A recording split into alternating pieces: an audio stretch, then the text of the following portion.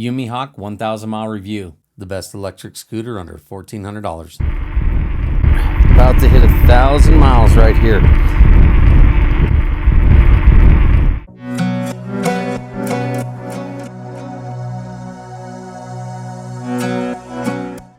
This little thing is a monster. And here we go. Now this is running on about 60% battery, maybe 65.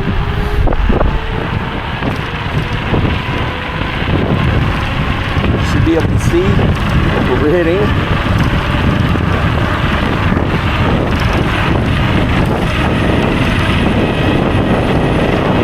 I'm going much more than that right now. Yeah, that looks like it's about our top end today because our battery's a little low. But you can see, two-wheel drive mode. Put it in third gear, and we'll see what speedo gets. As you can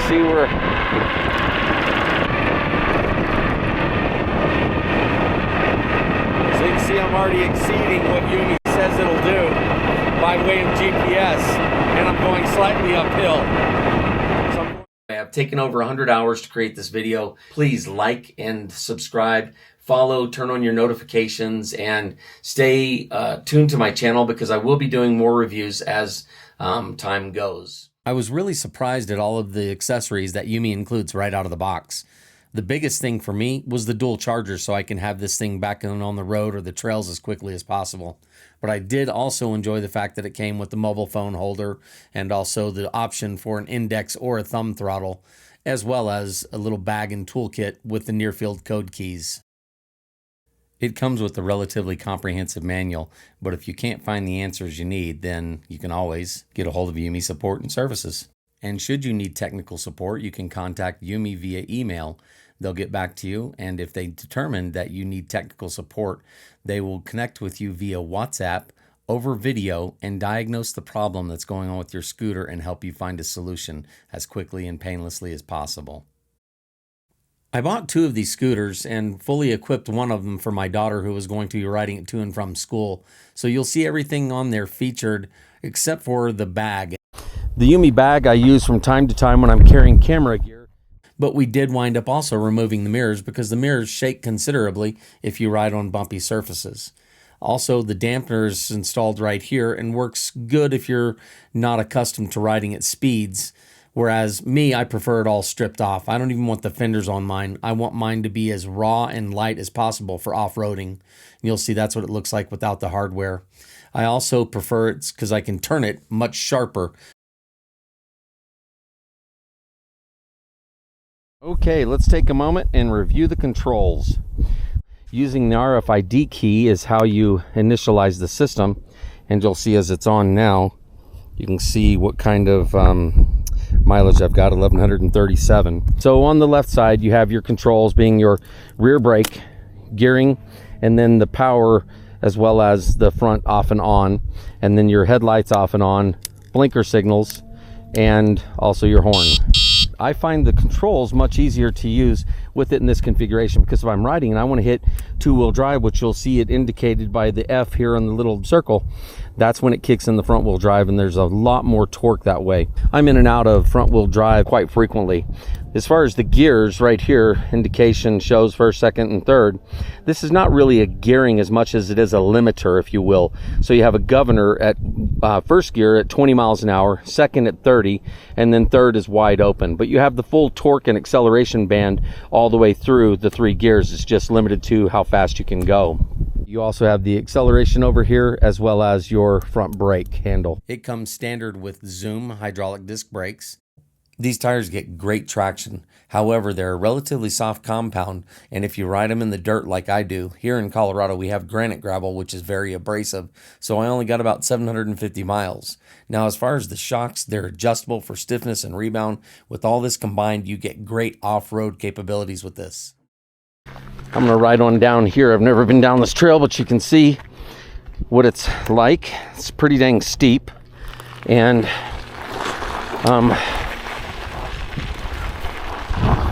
as I said, I like to ride on off-road terrain. and this can be somewhat challenging, but at the same time, an awful lot of fun. Have to be careful of those rain gutters. That's obviously why people have walked outside that trail. In any event, I'm gonna scoot up here. Gotta jump. Oh, you can see I'm in sand now. It's fall here in Denver, so I'm going up sand, and now you can see the trail I'm going up, so you can get an idea of how capable this thing is. So I'm in loose gravel, but handling it quite well, in fact. In case you're curious, I'm shooting with the DJI Action 4 camera, and it works really good. Hi. Get an idea of first person perspective coming up out of the dirt, and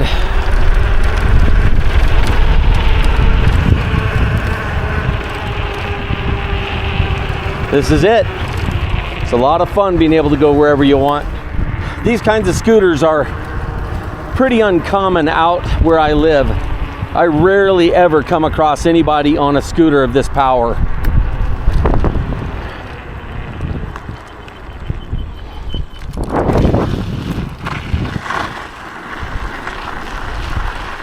That's one of the things I like about this, is it gets you out to places like this that you may not otherwise go. You'll probably also challenge yourself to go up things that you wouldn't do otherwise either, like this 42-degree hill. Mind you, I'm 215 pounds and carrying easily a 15-pound pack. And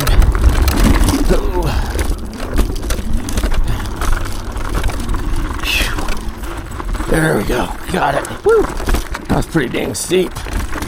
Here come the rocks.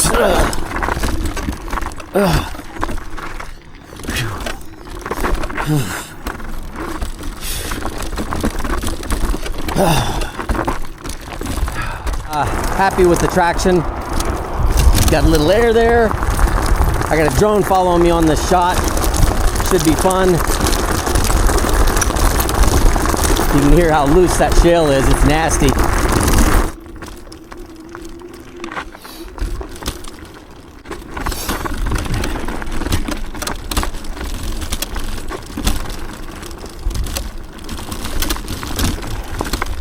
You can see the trail is relatively technical, but I've done it enough to know what it takes to get up here.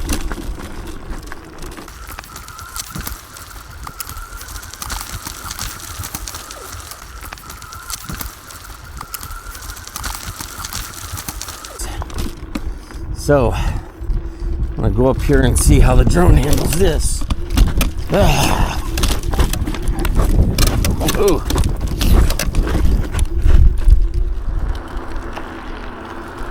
We're gonna go up that hill over there, you can see. It's a bit of a rugged climb here, you'll see. I'm gonna get a little run on it. Loose, kind of nasty, but as you can see, that handled it no problem. Look at that beautiful view.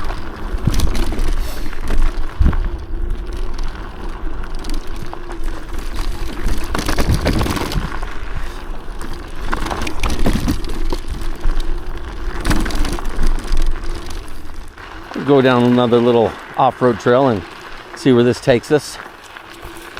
Never ridden any of this, but you can see that gravel's pretty loose. Looks like we got a nice little scenic overlook, and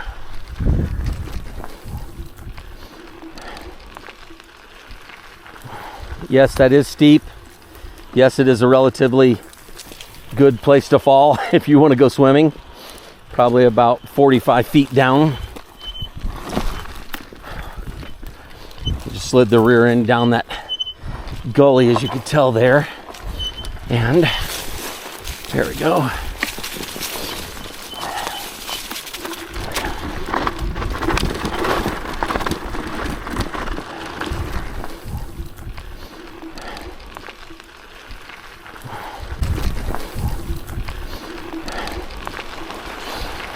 So, these Zoom disc brakes are absolutely spectacular. The sand is really loose. I may have a bit of a struggle getting up, but I'm gonna try. Let's see.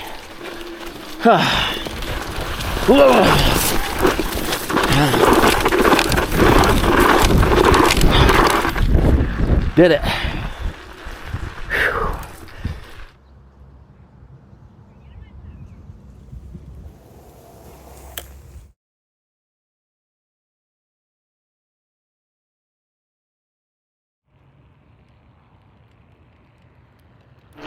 You really can see how well it works at night with the blinkers and seeing everything in front of you. You get the feeling that it's safe because you know that people can see you because the visibility is so high.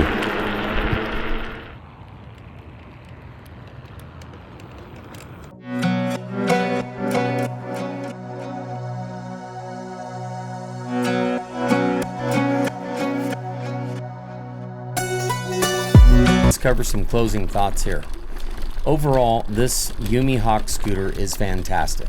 I have had so much fun on this, it's unbelievable. Now at 1,137 miles, I am still getting a 95% charge on the battery pack. And that's if you factor in 35 miles every time I use it before I plug it in, or close to, then that would be somewhere around 300 charge cycles minimum. And that's pretty good for a lithium-ion battery pack. And so beyond the battery, I am very happy with the way it handles. I have not had so many problems with the speed wobbles like you would think, but that's a matter of conditioning.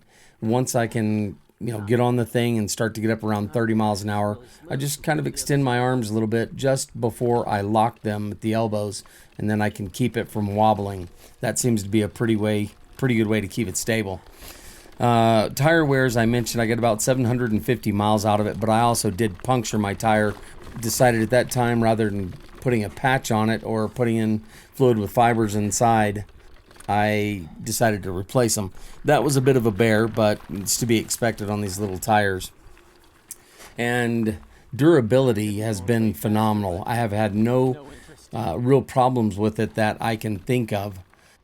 Lastly, let's cover the cons. It squeaks a little bit, so you're going to have to oil the joints. When I say oil, just some WD-40 every once in a while. And that pretty much cuts out the sticking stanchions out. I think you could feel comfortable that you would get a lot of use out of this for a lot of years. So what's next for me? Well, you can see it right here. It's the Raptor. I've been waiting on this for almost a year. They came out with a different version they were going to call the Falcon, but they settled on the Raptor, and I like the Raptor with the red accents. It's a 60 volt, 6 kilowatt, 30 amp hour battery with the 50 mile per hour top end and a 60 mile range. Now, it's not that I need the range or the top end to increase over the Hawk.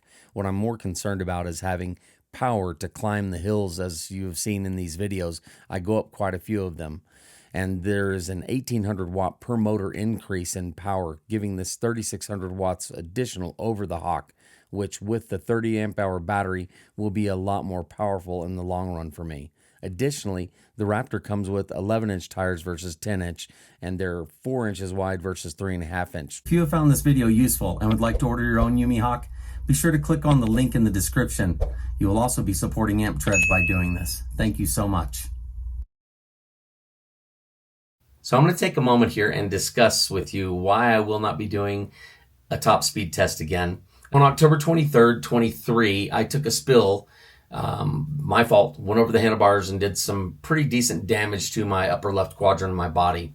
This was not a YUME failure, it was a me failure. I did something I shouldn't have done. I'm going to leave out the details, but let's put it this way. It's taken me 7 weeks to rebound from this, and I probably will still need another 2 to 3 months of healing, which is okay because I live in Colorado and our weather's getting pretty cool anyway, and I won't be riding. So with that being stated, just be careful. Make sure you wear proper safety gear. Make sure you're wearing a full-faced helmet. Also, shoulder pads, the body armor, elbow and knee pads. If you have, wrists that are prone to injuries, then I would suggest you maybe get some wrist guards and just, take the precautionary measures that you ordinarily would on something of this magnitude.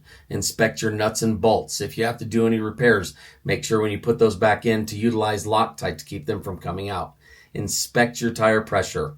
And I know that this is probably old hat to most of you, but look, at 55 years old and having been on the dirt for over 50 years of my life, from motocross to BMX and still mountain biking over the last 37 years on all types of bikes, accidents do happen. Just be careful. So much so that now even some of these scooter manufacturers are putting death clauses in their terms and conditions, so they make sure people understand that they will not be held liable by your lack of discretion. So just please be careful. Please stay tuned to Amp Treads and follow me. And if you have any questions, just leave a note in the description and I will get back to you as soon as I can. So thank you again for your time, and I hope you enjoy.